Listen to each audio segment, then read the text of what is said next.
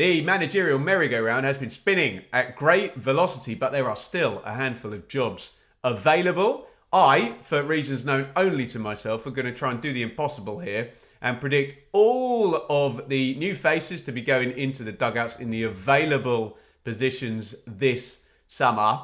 I'm kind of half doing it because I know someone will get it right in the comments, won't they? So get involved. We'll start, as you kind of tend to, it's kind of like a housing chain, isn't it, with these things, at the top of this particular pyramid, where we have Brentford, where Thomas Frank is going to Spurs, but it hasn't been announced yet. So the big question for me really is, will Brentford take a manager out of the EFL who's currently working there? Will they go abroad? Will they go for someone unemployed? Or will they promote from within? Let's be fair, elephant in the room, because I support one of these teams. Probably Kieran McKenna or Danny Roll would be the ones they would take out of the EFL. And it's a bit different than a parachute team. You think a Premier League team are not going to be too bothered about the compensation, especially if Brentford are going to bank a whole load of compensation for Thomas Frank going to Spurs in the first place. Michael Carrick is unemployed, and it would be reasonably Brentford. Well, people are kind of thinking, oh, is his stock falling a little bit? Does he need another championship job to get it back going? Typical Brentford to go, we know better, we'll take him. I'm not sure that's going to happen. And this Knutson name seems to have been linked with, I don't know, every top-end championship and lower-end Premier League job for about 5 years. But Brentford have formed with their Danish links and, going into the Scandinavian market there. Is it out of the realms of possibility? The big name on everyone's tongue is Justin Cochrane, who is already at Brentford. Remember, they promoted from within. Not saying it will work twice, but they did it before when Dean Smith went out and they promoted Thomas Frank, who was already in the building and experienced, knew what was going on there. I think he's been put on the England staff as well, Cochrane, so he's very, very highly rated. And look, I haven't read any of these contracts. I don't know the stipulations, but part of me, my very basic legal mind, which is incredibly basic, my sister's a lawyer actually. I didn't pick that up, did I? Surely, if Thomas Frank had got the stipulation where he could take all his backroom staff, wouldn't this have been all announced already? I don't know what the hold-up is. Maybe maybe he has got that stipulation and they just agree in terms with, multiple figures having got Frank secured. I don't know. Would Brentford put that in? Brentford don't often stand in the way of people. They're always, they're always on their own strategy, and new people can come in and people can come and go. So, I wonder if Spurs don't take Justin Cochrane, I think he'll become the next Brentford manager. So, let's go with that. Protects Kieran McKenna and my emotions for 5 minutes as well, doesn't it? Let's go for Cochrane to be the next Brentford manager. Let me know your thoughts in the comments. Let's go on to Middlesbrough in the Championship, where Michael Carrick has recently gone out. And Steve Gibson has tried a little bit of everything, hasn't he, in terms of Borough? Carrick's the most recent. God, I wonder if I can go all the way back. Where were we? Did they come down with Karanka, Gary Monk, Tony Pulis, Jonathan Woodgate? Have I missed anybody? Neil Warnock, Chris Wilder, Michael Carrick. I've probably missed one in there. Someone's screaming in the comments there. He's tried a little bit of everything. Sean Dyche, is he coming down to the Championship for a non-parachute team? Gerhard Struber, is he maybe more likely to go to one of the other jobs we're about to speak about? Stevie Gerrard, north of England, having another crack at English football after Villa didn't quite work out. Rob Edwards, promotion on his CV. Is he damaged by what happened at Luton? I wonder, though, whether Steve Gibson might go for Steve Cooper. He's done this before, hasn't he? The kind of proven, and he's not scared to stick a more pragmatic manager in there, like Tony Pulis, for example, and indeed Neil Warnock. Obviously, Cooper's not quite on that wizened old, been managing for 20 years level that maybe those two were, but I can see Steve Cooper coming back in. I don't think he gets a Premier League job for his next one after the Forest and then Leicester. He's been sacked at both, even though I think he did a good job, obviously, at Forest and didn't really get very long at all at Leicester. I'll go for Steve Cooper to be the next Borough manager. Let me know your thoughts in the comments.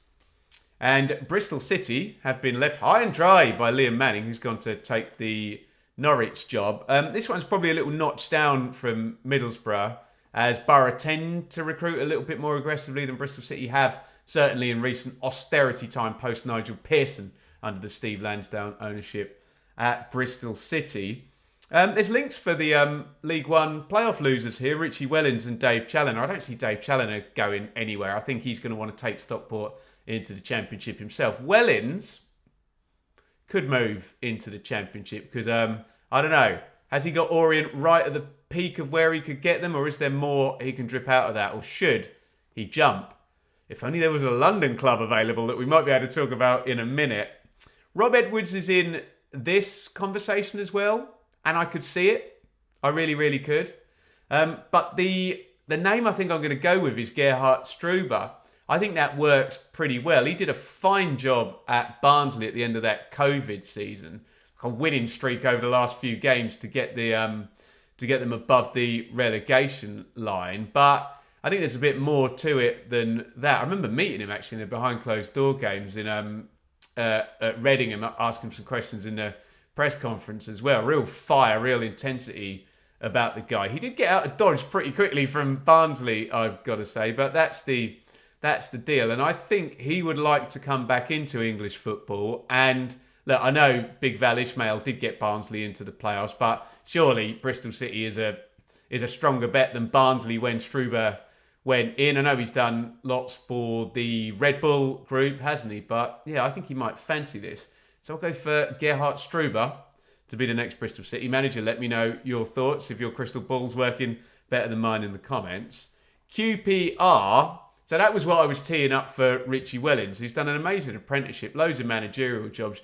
You would have thought, given the kind of backing behind Salford, that he'd have been able to take them up the leagues. But it's been Leyton Orient where he's gone from lower League 2 to winning the title to playoff final last year in League 1, losing to Charlton. Tom Cleverley would be a reasonable link as well. There's always a link between QPR and Watford. They seem to play friendlies against each other all the while as well, don't they? Not a million miles apart, even though it'd probably take you over an hour to get there, given the London traffic. God, I've got to go around the M25 today, the other direction, but there you go. The problem I've got with QPR is I've done a bit of research. In this Julien Stefan, he's very, very short in the betting. Very much like the Hull City manager I was talking about yesterday. Sorry, let me just open Google on my phone. I know very little about 44-year-old Julien Stefan, who's a French football manager. Is he with Stade Rennais in work in Ligue 1? People see that as a step up, don't they, coming out of Ligue 1? Unless you're going to get Champions League team, you may as well have a go at a Championship club. And I'll say it, like I always do, one season away from the Premier League. I know they looked at Johannes Hoth Torra, but surely that would have happened by now, given that he's been available since he went out of Norwich at the end of the season. So it's a bit boring. I'll go with the fact that all the reports are saying it's going to be this guy, Julien Stefan. I know nothing about him, and good luck, as he's going to be the latest one to go in at QPR. Now, that's my hunch if he's going to be the latest one to go in at QPR. Let me know if you know better in the comments.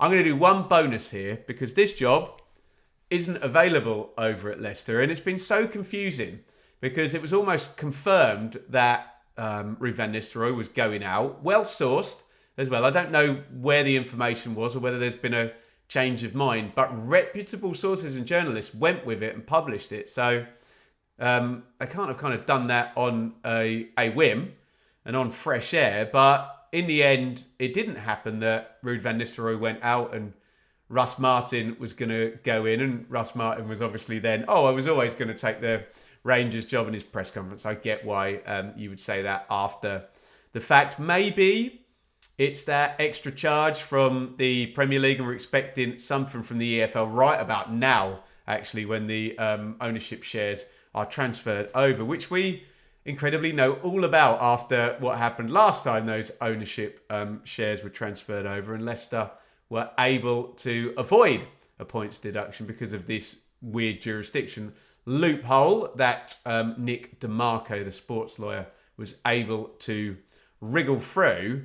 The problem is Leicester aren't going to wriggle through that loophole, and that might be the get out for Ruud van Nistelrooy to say, look, well, I had a go in the Premier League. I know he fancies himself as a coach at the top level, doesn't he? So maybe he steps out and doesn't make the perception that he's a second-tier boss. And of course, you know what it's like. If you come down with Leicester and have a points deduction and don't get things going, and then you're sacked from a championship job, doesn't look great at all. Rob Edwards and Liam Rossinia are linked as well.